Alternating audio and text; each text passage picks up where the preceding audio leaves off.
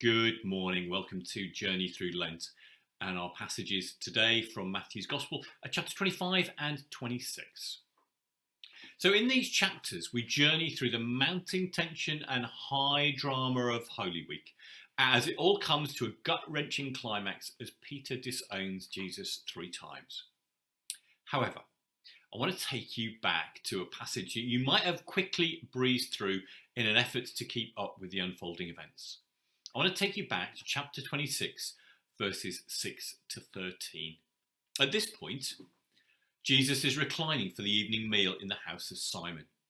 There he's anointed by a woman who we'll find out in another gospel is Mary, who empties a very expensive jar of perfume onto his head. The disciples are, to say the least, angry because of the wastefulness of this action.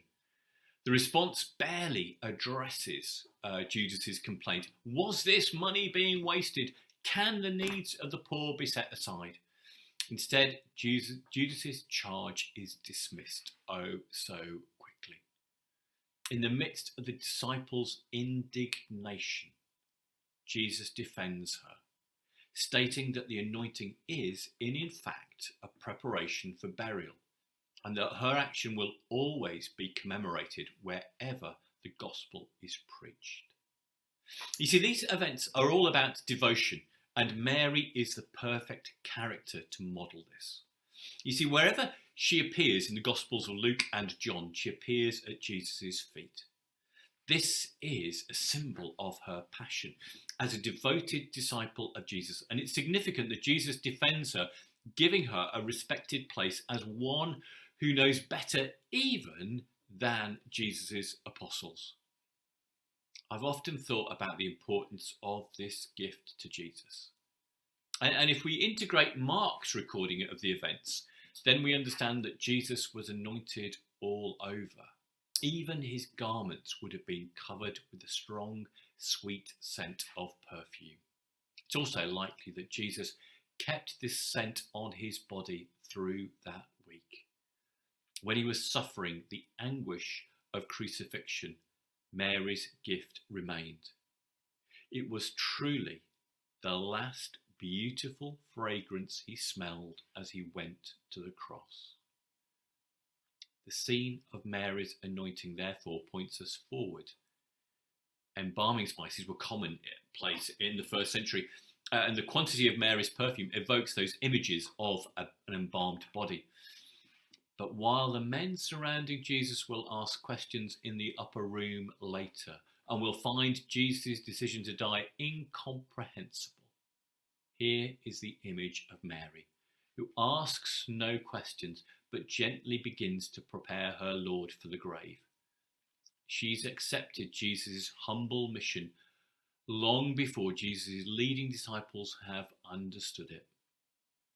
Therefore, these events are to be seen under the shadow of the cross, and about Mary's courageous understanding and acceptance of Jesus' death.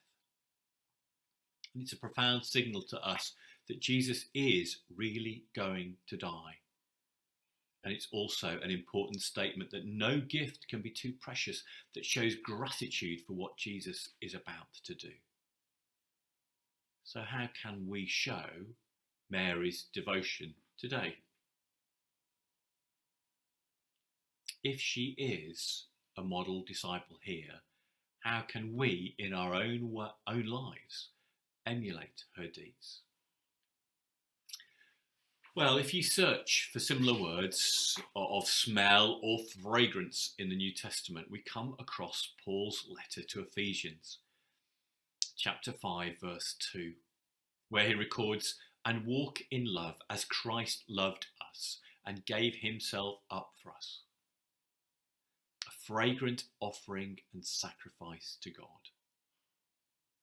This was God's call to Mary, to which she responded with a humble yes.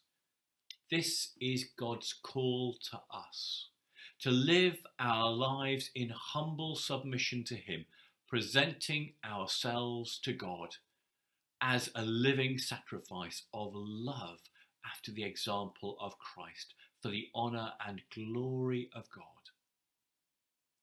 What a fragrance that would be. What a sweet smelling offering that would be. Her devotion to Jesus had an effect on the whole house around her. Perhaps even on people out in the street. Even perhaps the whole of Bethany heard and smelt that something good and profound was happening. Today, as I hope we submit ourselves to Jesus and love as he loved, will the fragrance of our lives have a convicting, converting, and joyful effect on those around us and beyond, so God will be truly glorified.